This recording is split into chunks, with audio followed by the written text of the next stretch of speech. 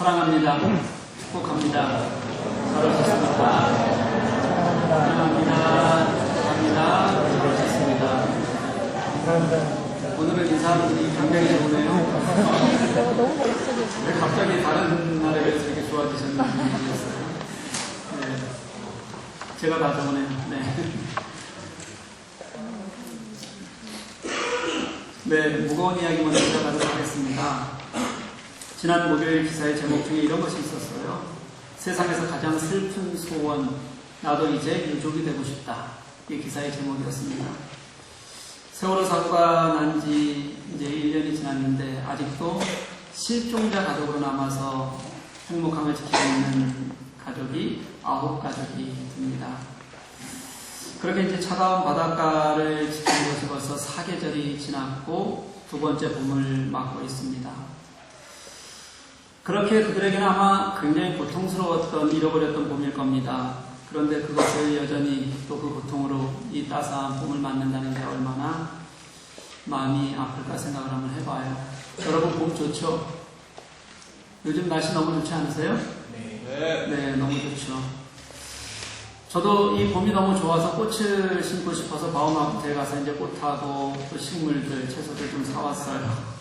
그래서 심고 그런데 너무 행복하고 좋더라고요. 해도 이렇게 들어오고 너무 기쁘게 다 심었습니다.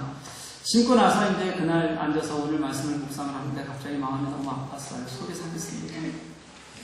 내가 이렇게 따뜻한 햇살을 즐기는 봄에 마음 아파하는 사람들이 마음은 어떨까 그런 생각을 하게 되니까 제가 이 꽃을 사다 심고 했던 일들이 굉장히 초라해 보인다는 생각을 그날은 했었던 것 같습니다. 한 여자아이는요, 그렇게 오빠가 죽었어요. 그래서 죽어간 오빠 대신 내가 그 학교를 졸업하는 것이 죽은 오빠에게 위로가 될까 싶어서 굳이 단원고등학교에 올해 입학을 하기도 했습니다.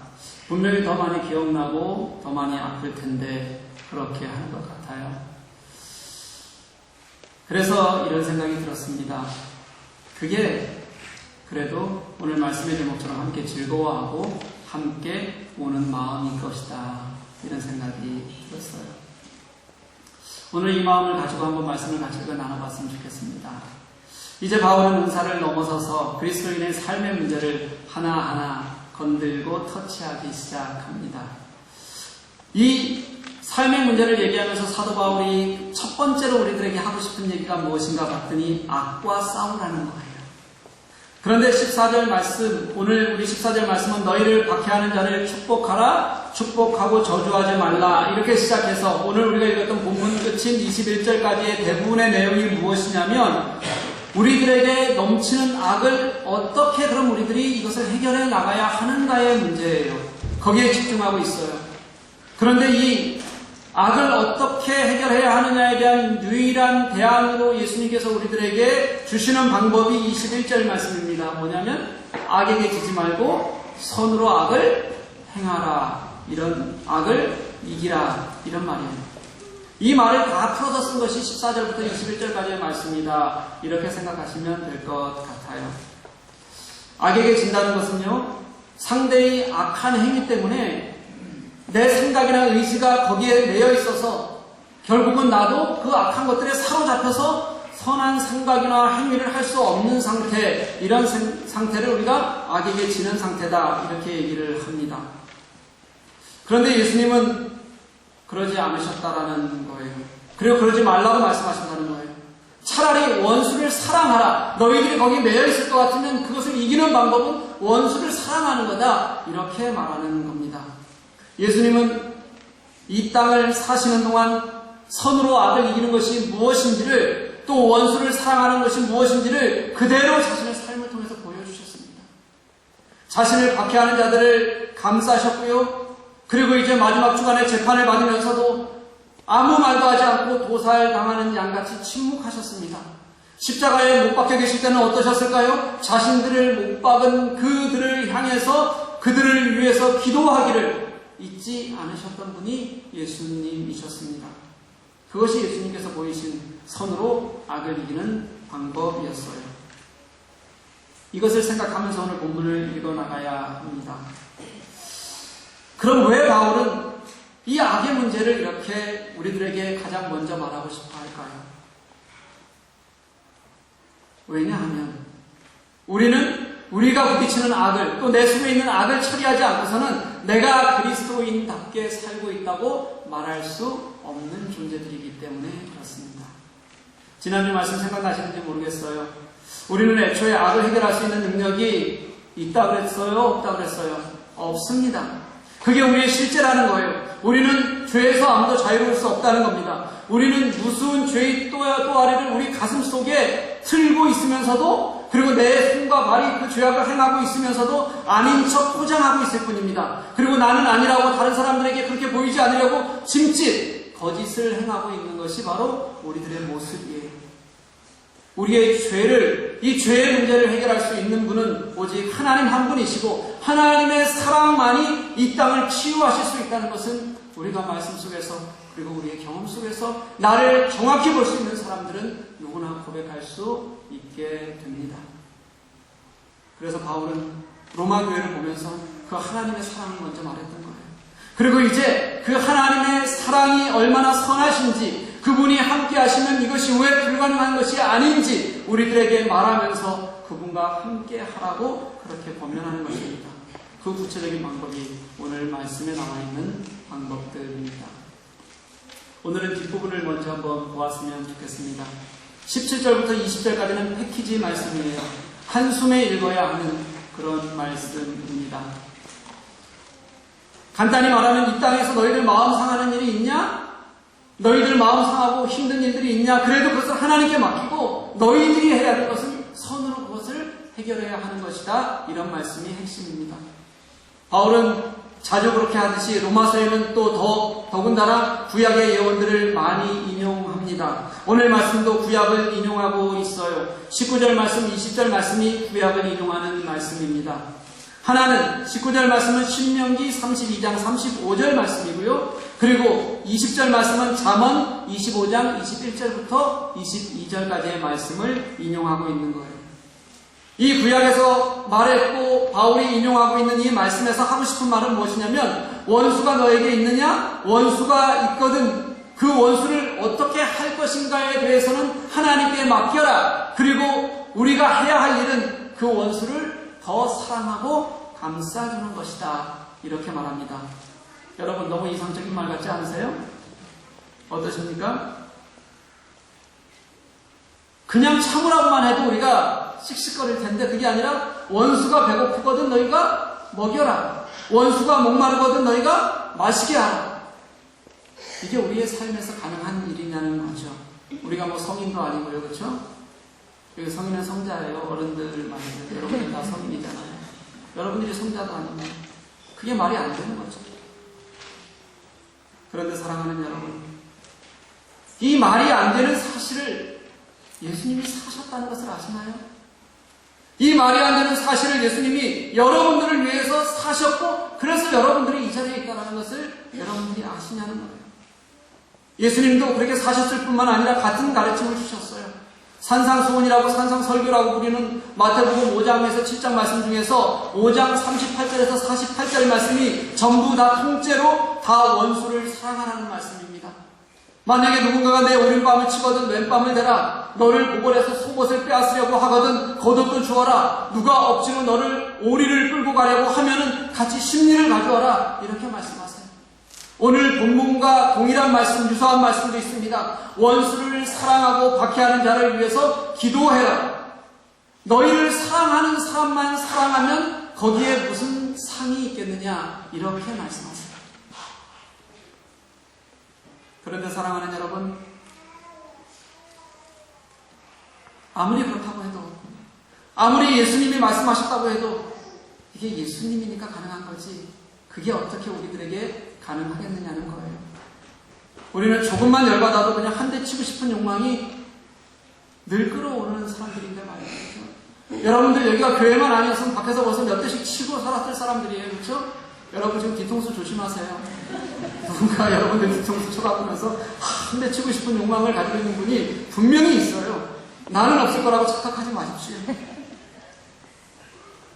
아무리 예수님이 말씀하셨어도 저는 쉽지 않을 것 같아요. 그럼 성경이 아예 안 될 것 같은 말을 하고 있는 걸까요? 여러분들 속을 들여다보면 다 그럴 거 아니에요? 글쎄 다른 사람은 모르겠는데 아무튼 나는 안 돼. 이게 아마 대부분 여러분들의 생각일 것 같아요. 또는 왜 못해? 저거 할 수 있지? 라고 생각하시는 분들은 대부분 자기 속에 자기를 모르는 교만이 있는 거예요. 나를 아직도 내가 잘 모르는 거죠. 우리가 그렇게 살고 있거든요. 그럼 예수님은, 그리고 오늘 바울은 예수님이 시킨 말씀이니까 다시 또 리플레이 하면서 말도 안 되는 것들을 우리에게 자꾸 요구하는 것일까? 우리가 한번 생각해 봐야 될 것 같아요. 저는 그건 아니라고 생각합니다. 그래서 바울이 이 복음서를 쓰는 초대교회 상황이 어땠는지를 한번 보았으면 좋겠어요. 초대교회는 굉장히 어려움이 많았습니다. 우리처럼 이렇게 편하게 예배드리지 않았어요. 이 초대교회 안에는 말씀을 왜곡하는 사람들이 늘 넘쳐났습니다.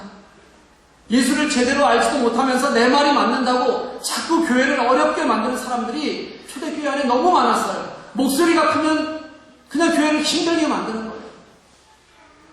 이단들도 굉장히 많았어요. 초대교회 속이 그랬다는 거예요. 그럼 밖에서는요, 또 밖에는 이 교회를 박해하는 사람들이 넘쳐났습니다. 이 초대교회의 환경만 보자면 복음이 전파될 수 없는 환경이었어요. 그렇게 어려웠어요. 우리 시기 그런 거 아닙니까? 화나면 싸우는 거고요. 못마땅하면 들이박는 거고요. 내가 조금만 높다 싶으면 아예 다른 사람들을 무시하고 취급도 안 하면 그만이라고 생각해요. 그게 사실 우리가 살아가는 방법이잖아요. 그런 곳에서 어떻게 복음의 생명력을 얻을 수 있었겠습니까?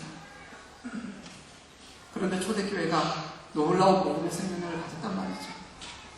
그들을 통해서 예수 그리스도의 복음이 끊임없이 전파되었다는 말이죠. 어떻게 이게 가능했냐면 그들이 복음의 생명력을 얻기 위해서 성경이 우리들에게 말하는 것이 예수님의 가르침으로 돌아가는 것이다라는 것을 그들은 깨달았다는 겁니다. 복음에만 집중해야 한다는 것을 알았어요. 나머지는 다 그래서 용납하기로 한 겁니다. 참고 양보하는 것이었어요. 내 것도 다 내어놓을 수 있는 것이었습니다. 초대교회 사람들이 복음의 생명력을 가질 수 있었다는 것이 어떤 것이냐면 그들이 우리보다 뛰어난 사람이라서가 아니라 내가 예수 그리스도께로 돌아가기로 생각한 그 순간부터 다른 것들은 포기할 줄 알고 내려놓을 줄 알고 그리고 같은 마음을 품어줄 줄 알았기 때문에 그들이 복음을 가지고 나갈 수 있었고 그들은 복음으로 죽을 수 있었다는 거예요. 그들이 우리보다 특별하게 더 뛰어난 사람이 있을 리가 없다는 겁니다. 복음이 예수 그리스도를 그분만을 분명히 알고 고백하는 것이라면요. 우리 복음을 사는 삶은 그 예수님이 가르치신 삶이 우리들에게 있게 하는 것을 말하는 거예요. 복음으로 오신 예수님께서 가지셨던 그 마음, 그분이 왜 그렇게 사셨는지를 우리가 이해해야지만 그때 우리는 원수를 사랑하라는 말이 무엇인지 우리가 깨닫게 됩니다. 초대교회는 그걸 알았어요. 그래서 그 어려움에도 불구하고 인간의 방법 대신에 내가 가지고 있는 이런 욕망이나 나의 성격 대신에 예수님의 방법을 따라 삶을 사는 것이 어떤 것인지를 깨닫고 살아갈 수 있었던 거예요.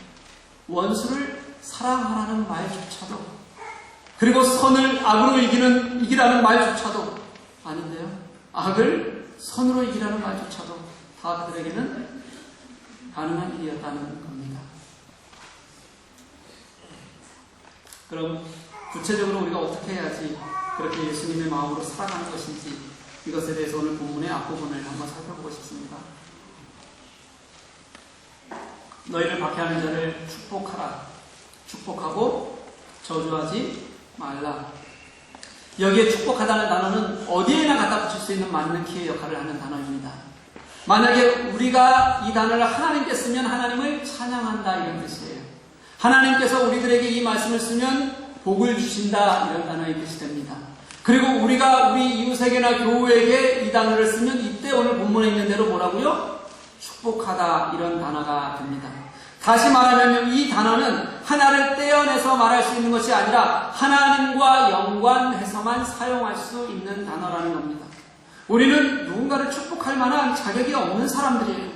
그래서 내가 누군가를 축복한다고 말할 때는 이 축복이 하나님으로부터 와서 하나님과 관계에서만 말할 수 있다는 거예요. 또 내가 누군가를 축복하라고 할 때의 그 내면에는 나는 축복할 수 있는 사람이 아니기 때문에 나를 향한 하나님의 은혜와 용서를 바라는 마음이, 그 마음이 나를 사로잡고 있다는 마음이 들어있을 때만 가능하다는 겁니다. 이게 우리가 누군가를 축복하는 거예요. 박해하는 자를 어떻게 축복할 수 있겠습니까?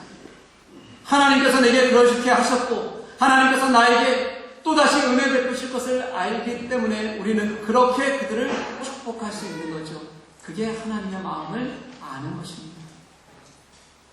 그렇게 하나님을 아는 사람들, 하나님의 은혜를 받은 사람들이 정말 누군가를 축복하고 있느냐 아니냐, 이것은요, 그래서 우리가 예배 설교 전에 축복합니다, 사랑합니다 이렇게 말하고 있느냐 아니냐, 이것으로 알 수 있는 게 아니에요. 우리 삶 속에 15절, 16절의 마음이 있느냐 아니냐로 우리는 다른 사람들을 축복하는 마음을 가지고 있는지 아닌지 우리는 스스로 그것을 알 수 있는 거예요. 즐거워하는 자들과 함께 즐거워하고 우는 자들과 함께 울라. 이것이 하나님의 마음을 아는 사람들이 당연히 가져야 할 마음인 것입니다. 이것은 그냥 상황에 따라서 감정 표현을 말해라 이런 뜻이 절대로 아닙니다. 무슨 뜻이냐면요, 내가 지금 슬퍼요. 내가 슬픔에 빠져 있음에도 불구하고 누군가가 즐거워하는 사람이 있으면 그 사람과 함께 진정으로 즐거워해 줄 수 있어야 된다는 말이에요. 내가 지금 기쁜 일이 있어요. 그런데 누군가 우는 자들이 있으면 나는 기쁨이 있을지라도 그 우는 자들의 마음을 이해할 수 있고 그래서 함께 울어주라는 말이에요. 이런 말입니다. 이게. 내 상황이 가능하니까 하는 것이 아니라 다른 사람의 처지와 상황을 알고 마음 써줄 줄 알고 그래서 그들의 마음을 헤아릴 수 있어야 가능한 일이라는 겁니다. 그래서 이것 또한 하나님의 마음으로만 가능한 것이고 우리가 실제 이 땅에서 예수님의 마음으로 살아갈 수 있는지를 알 수 있는 저는 아주 기초적인 예라고 생각해요. 예수님이 그러셨거든요. 예수님은요, 함께 우는 것을 진짜 너무도 당연하게 여기셨던 분이세요. 요한복음 11장을 보면 죽은 나사로를 살리시는 이야기가 나와요. 이제 예수님께서 나사로가 죽었다는 소식을 듣고 이렇게 나사로를 살리기 위해 가셨어요. 여러 날이 지났으니까 이미 다 썩어간다고 사람들 생각하잖아요.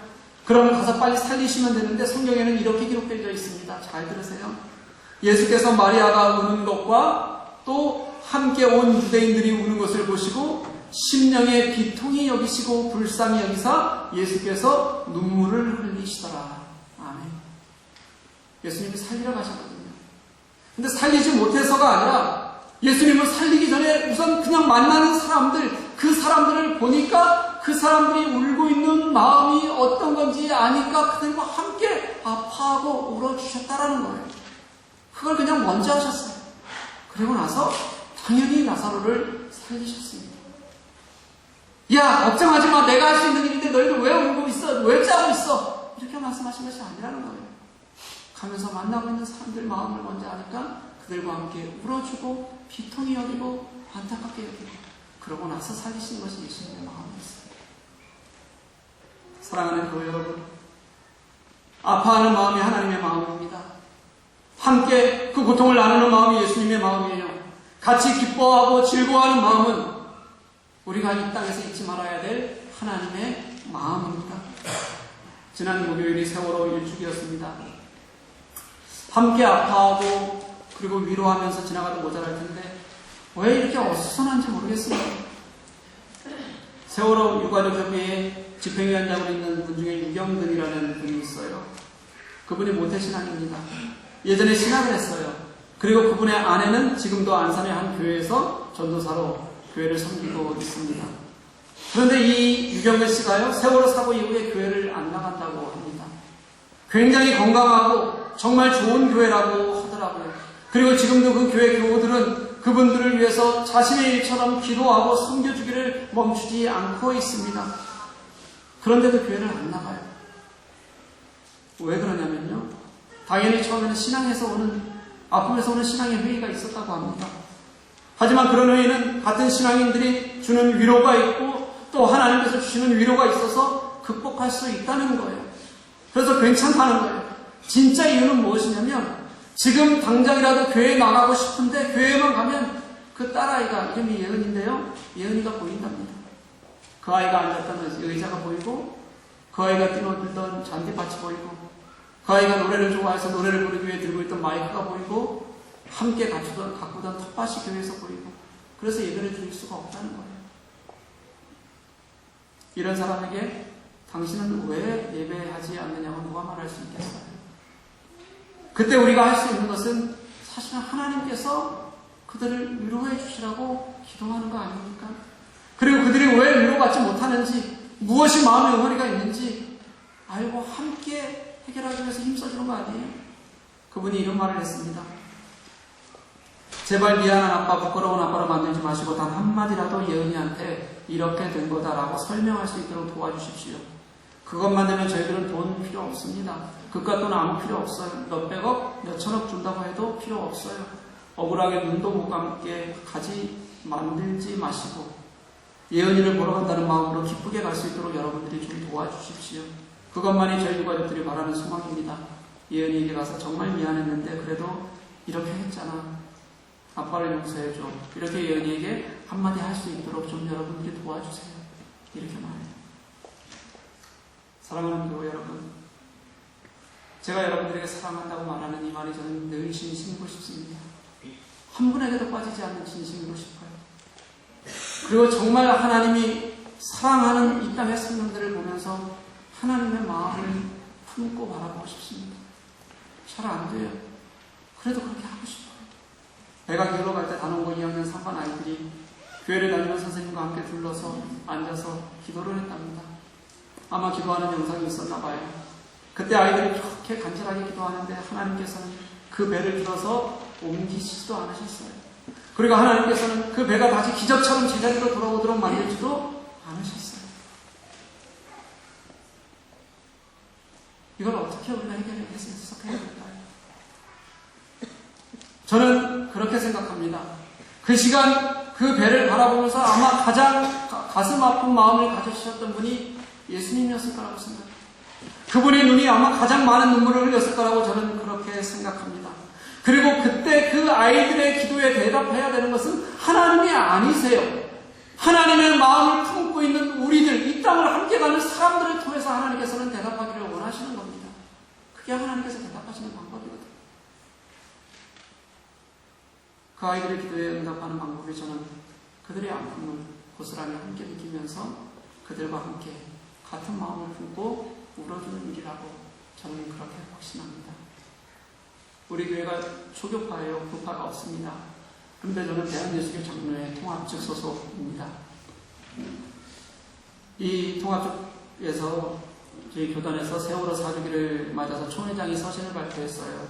세 가지를 부탁했는데 유가족들이 입은 상처의 치유와 회복, 또 진실을 토대로 한 해결 방안의 모색, 그리고 사회 안전 시스템의 강화, 이 세 가지를 놓고 같이 기도해달라고 해요. 그러면서 우리가 지난 한 주간 동안을 이걸 가지고 특별 새벽 기도를 좀 하면서 유가족을 위해서 기도해 줄 것을 요청을 했습니다. 근데 제가 그렇게 못했어요.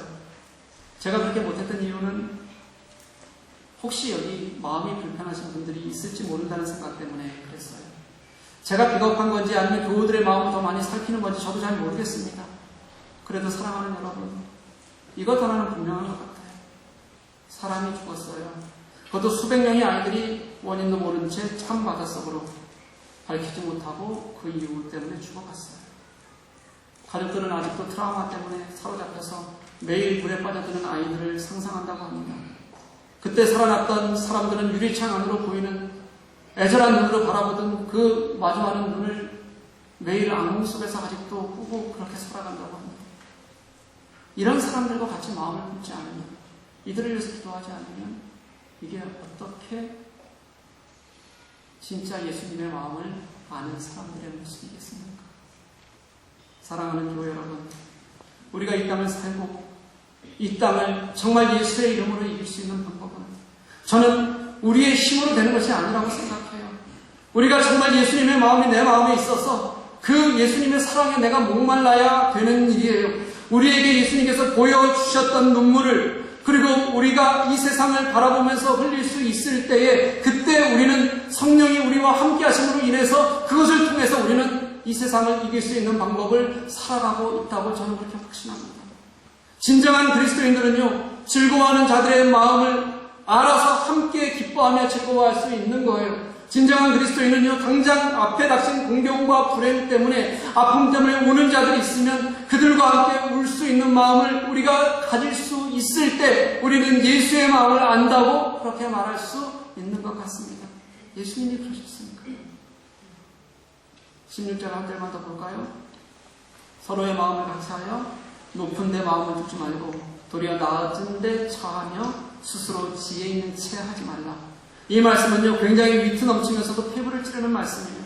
마음을 같이 하라는 말은요, 이 바울이 굉장히 자주 쓰는 본면의 말인데요, 같은 마음을 품어라 이렇게 얘기하는 겁니다. 그런데 여기서 누가 같은 마음을 품냐면 서로 같은 마음을 품어라 이렇게 얘기를 해요. 그런데 이 서로가요, 우리가 이렇게 모여있는, 이렇게 공동체를 이루고 있는 우리 서로 이럴 때 쓰는 단어의 서로가 아닙니다. 외부로 나가서 누군가를 만났을 때, 우리의 누군가가 밖에서 나와 부딪혔을 때 우리의 행동에 강점점이 있는 밖을 향한 서로라는 단어예요, 여기서는. 다시 말하면 우리 그리스도인들이 안에서뿐만 아니라 세상을 향해서도 마음을 같이 할 수 있어야 한다는 겁니다. 그들을 따라가라는 거 아닙니다. 그들의 세상 물조에 내가 같이 물들라는 얘기가 아니에요. 그들을 품고 이해하라는 거예요. 그들을 예수의 마음으로 바라볼 수 있어야 한다는 말입니다. 그렇게 예수의 마음을 품고 해야 할 것을 두 가지 말하는데, 부정적인 제언이 두 가지가 있어요. 뭐냐면 높은 데 마음을 두지 말라, 그리고 스스로 지혜 있는 채 말라, 이렇게 말씀하세요. 그런데 한번 보십시오. 이 높은 데 마음을 둔다는 것은요, 원래는 높은 것을 추구할 만한 그런 존재가 되지 못하는데 자기 수준을 알지 못하고 자꾸 거기에 올라가려고 하는 마음을 얘기하는 거예요. 또 스스로 지혜 있는 채 하지 말라는 것도요, 너는 그럴 수준이 못 된다는 것, 그래서 채예요. 이것을 위트 있게 표현한 말씀이에요. 이 부정적인 제안 두 개가 다 뭐냐면요, 자격이 없이 매달리는 바보 같은 모습들입니다. 겉만 번지르에게 포장하고 있는 우리들의 모습을 이야기하는 거예요. 우리의 능력으로는, 우리의 모습으로는 그게 안 된다는 거예요. 그에 반해 진짜 우리가 찾아가야 할 모습은 도리어 낮은 데 처하는 것입니다. 비천하고 겸손한 것을 차라리 기뻐하는 것입니다.